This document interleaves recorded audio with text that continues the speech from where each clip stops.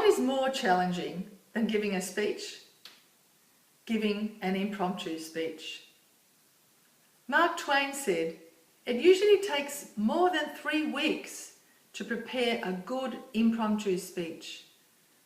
What would he mean by that? Well, think about it.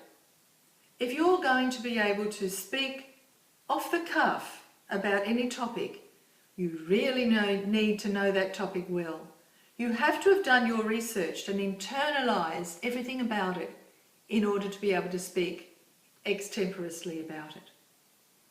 Every day we're called upon to give impromptu speeches, whether it be answering questions, speaking on the telephone, job interviews, chatting with your work colleagues, being in a meeting, social occasions. In this presentation, we are going to look at 2 issues related to impromptu speaking. The secret to impromptu speaking and some strategies to help you with impromptu speech. Let's begin with the secret to impromptu speaking. Listen, pause, confirm the question, reply, end. Think of the mnemonic LPCRE. Listening properly commands respect everywhere. Listen.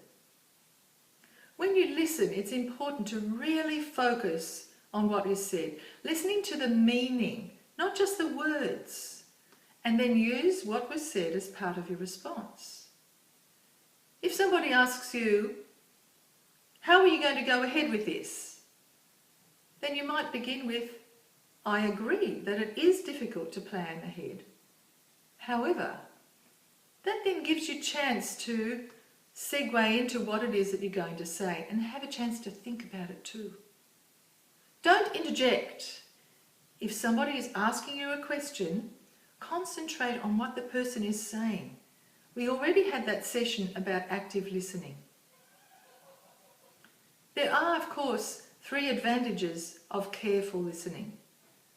In the first place, it shows respect, and when you show respect, you gain respect.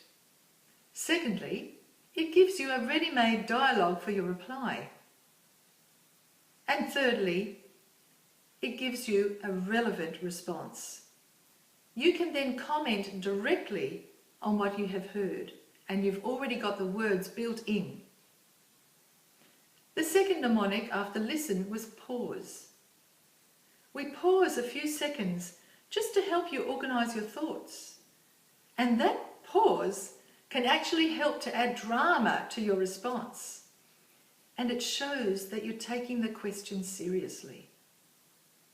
Silence, of course, is always preferable to filler words like you know, well.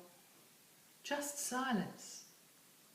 Pause before you speak is a bit like look before you leap. It helps to avoid foot-in-mouth disease.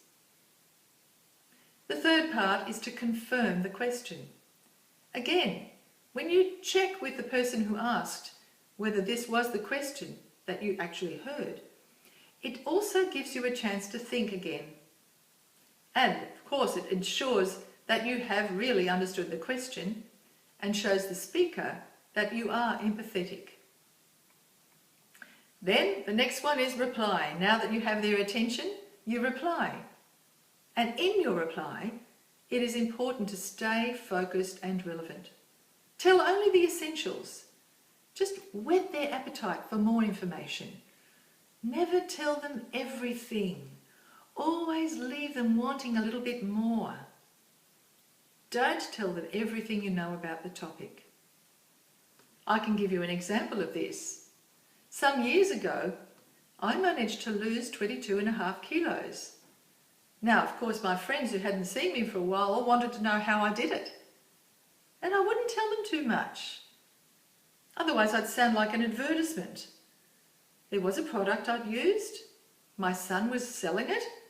And initially, I just took this to help him out, not expecting to have much difference or that it would have much effect for me. But it did, and that was great. But when my friends asked me about it, I just gave them a little bit of information. Oh, I've just taken something that my son was marketing. And if they didn't ask any more, I didn't say any more. But if they said, well, tell us, what is this? Then I'd tell them a little bit more about it. Always leave them wanting more. Don't tell them everything. And then finally, end. Once you've answered succinctly, stop talking. You might emphasize your main point, smile, maintain eye contact, and then sit down. The second issue I said we would talk about is strategies that you can use for impromptu speaking. One of the best ways of preparing for impromptu speaking, of course, is just to keep up with the times. Know what current events are all about. Then you're knowledgeable. Make sure your general knowledge is up to everybody else's as well. In addition to that, here are some further strategies that you can use to respond effectively. And you can find them all listed in Module 4 under the section Always Have Your Speech Ready. The first one is the report plan. This is where you break your answer into these components: who, what, where, when, why, and how. And you tell a little bit about each one. For example, if I was to talk about Toastmasters International, who? Ralph C. Smedley was the man who began Toastmasters International. What? Toastmasters is a communication and leadership development program. Where? It began in the YMCA basement in California. And now it is an organisation that's all over the world. When? It began in 1924. Why? Well, Mr. Smedley noticed that young men needed training in the art of public speaking and presiding over meetings, and he decided he'd do something about it. And how? Toastmasters is done by practicing public speaking and leadership skills in a supportive, informal atmosphere of clubs all over the world. That's the report plan. Another strategy you might use is what we call the opinion plan, or PREP, P-R-E-P, where you state an opinion and then justify it with a supporting statement. One if answering a question, or 2 or 3 supporting statements if you're making a brief speech. And the PREP is, you make a point, you give a reason, then you give an example of that reason and restate the point. For example, I might make the point that the Great Barrier Reef is a national treasure. Why is it a national treasure? The reason is because it is home to countless species and our whole ecostructure depends on it.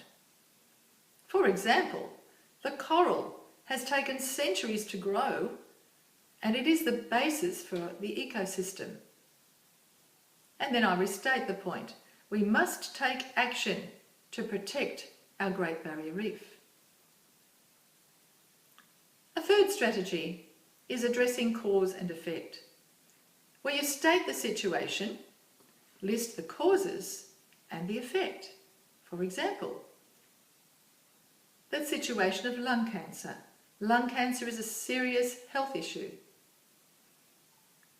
First and second-hand smoke exposure are some causes of lung cancer, and the effect has to do with hospitalisation and the enormous cost, both in money and socially, that it has on our society, not to mention death.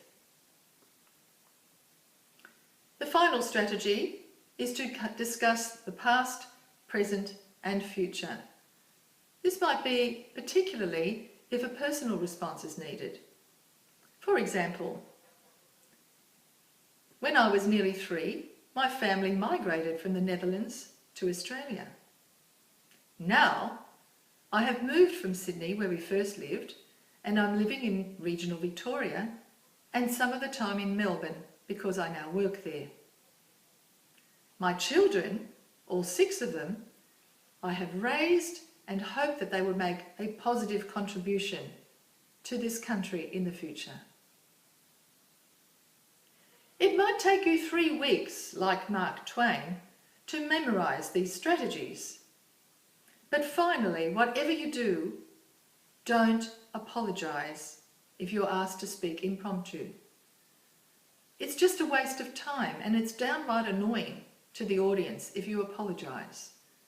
You're given a question, you want to think on your feet, and using these strategies, you should be able to get some good words out there. Don't ramble.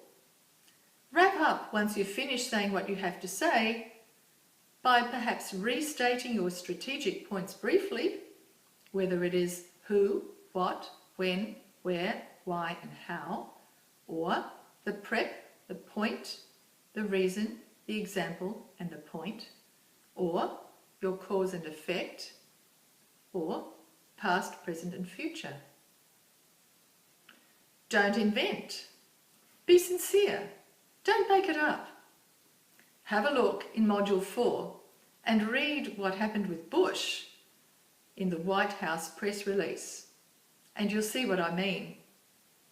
If you don't know, then admit that you don't know honestly, and show your interest by perhaps asking some questions of your own, or referring the question that you can't answer to the rest of the audience. You'll see how keen they'll be to help you there. I was once giving a speech to do with music, and somebody in the audience asked me, how much do the music books cost? And I honestly didn't know. I hadn't found out. So I told them, good question. I don't know. I'll find out for you and I'll let you know. Remember my student Katrina? The one who started off so nervously that she couldn't say her own name and finished off as one of the best speakers in the student seminars? Well, Katrina also got back to me about the value of learning to speak impromptu in this course. And these are her words.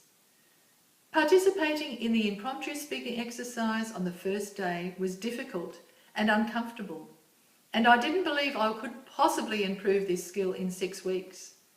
I hoped then that this course would enable me to. The confidence I have gained to be able not only to do this, but to do it well, has surprisingly increased considerably. You may not always have time to prepare a speech, but by practicing impromptu speaking, you can train yourself to become a prepared speaker. And then, like Mark Twain, you will always have your speech ready. There will be a session on the UCU to rehearse our impromptu speaking skills. And when evaluating each student, each of your peers, consider these 3 things: their body language, their vocal variety, and their speech construction. I'm looking forward to participating with you in some good impromptu speaking sessions.